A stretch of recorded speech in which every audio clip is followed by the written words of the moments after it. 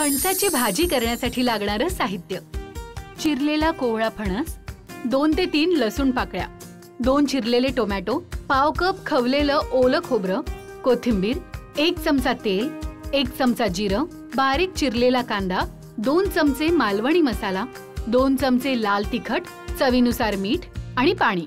फणस कुकरमध्ये मध्यम आचेवर 20 ते 25 मिनिटे पाणी न घालता वाफवून घ्यायचा. मसाला करण्यासाठी लसूण, टोमॅटो, खवलेलं ओलं खोबरं आणि कोथिंबीरीचं वाटण करायचं. जिऱ्याची फोडणी करून त्यात चिरलेला कांदा सोनेरी रंग येईपर्यंत परतून घ्यायचा. वाटलेला मसाला घालून हे मिश्रण 5 ते 6 मिनिटे परतायचं.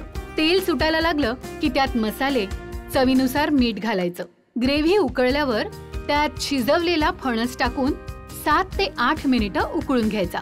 झाली आपली फणसाची भाजी तयार.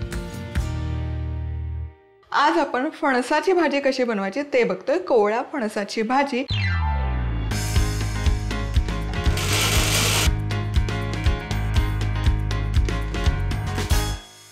कुकर आहे, यामध्ये घालायचे पाणी, त्याच्या बेसला ठेवायची कुकरची डिश, त्यावर हा फणस कट केलेला डबा. आता ही आहे ना, मी रसरशीत भाजी करणार आहे, त्यामुळे या फोडी मी अशाच ठेवलेल्या आहेत. आता झाकण लावूयात आणि मध्यम आचेवर एक 20 ते 25 मिनिटं हे फणस आपल्याला वाफवून घ्यायचे. फणस शिजवताना वाफवताना फणसामध्ये गरांमध्ये पाणी अजिबात वापरायचं नाही, त्यामुळे काय होतं ना, त्यातलं पोषण मूल्य कमी होतं. पाण्याचा वापर न करता, कारण एनिवे कुकरच्या बेसला पाणी आहे, त्याच्या स्टीममध्ये हे फणस परफेक्ट शिजून तयार होतं. सो इथे हे छान वाफवून घेतलेलं आहे फणस. साधारणपणे एक 20 मिनिटात हे छान वाफवून तयार होतं. मध्यम आचेवरच ठेवलं, शिट्ट्या नाही काढत मी. आणि तुम्ही बघू शकाल छान हे शिजलं गेलं आहे आतपर्यंत आणि पाण्याचा वापर अजिबात केला नाही आहे फणस शिजवत असताना. आता मसाला तयार करून घेऊयात या भाजीसाठी. सो एक 2 ते 3 लसूण पाकळ्या घ्यायच्या. यामध्ये घालूयात 2 टोमॅटो, ओल्या नारळाचा चव पाव कप आणि कोथिंबीर, आणि याची छान आहे ना पेस्ट करून घेऊयात.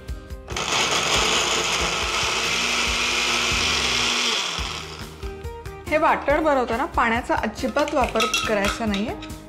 आणि हे बनवून तयार आहे. सो तेल गरम केलेलं आहे, त्यामध्ये सगळ्यात आधी जाईल जिरं. जिरं मस्त फुललं की बारीक चिरलेला कांदा, आणि कांदा छान सोनेरी रंगावर परतून घेऊया. कांदा इथे मस्तपैकी सोनेरी रंगावर परतून घेतलेला आहे. आता या स्टेजला यामध्ये आपण घालूयात हे जे वाटण आपण आधी तयार करून घेतलं. मिक्स करूया. 5 ते 6 मिनिटं छानपैकी शिजवून घेऊया. इथे मसाला छानपैकी परतून झालेला आहे, तेल रिलीज व्हायला सुरुवात झालेली आहे. आता यामध्ये घालूयात मसाले. मालवणी मसाला मी घालतीये साधारण 1-2 चमचे, कारण मग बाकी दुसरं काहीच मसाले मी इथे वापरत नाही आहे. धनेपूड, जिरेपूड वगैरे काहीच नाही, गरम मसाला, फक्त मालवणी मसाला.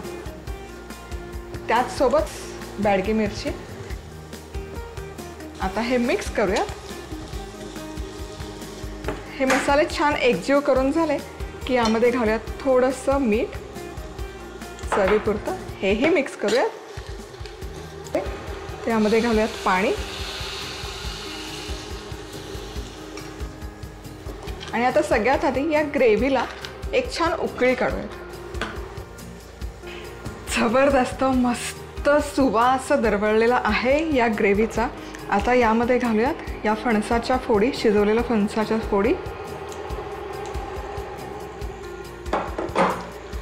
मिक्स करूयात. या ग्रेव्हीमध्ये या फोडी आहेत ना मस्त आणखी एक कमीत कमी 7 ते 8 मिनिटं शिजवून घेऊयात. म्हणजे याची जी चव आहे रश्श्याची ती त्या पीसेसमध्ये, फणसाच्या फोडींमध्ये छान ॲब्झॉर्ब होईल, सोक होईल.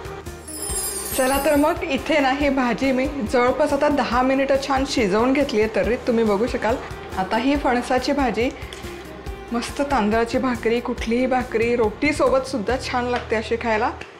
भातासोबत पण भन्नाट लागते. पूर्ण एपिसोड पाहण्यासाठी डाउनलोड करा सोनी लिव्ह ॲप.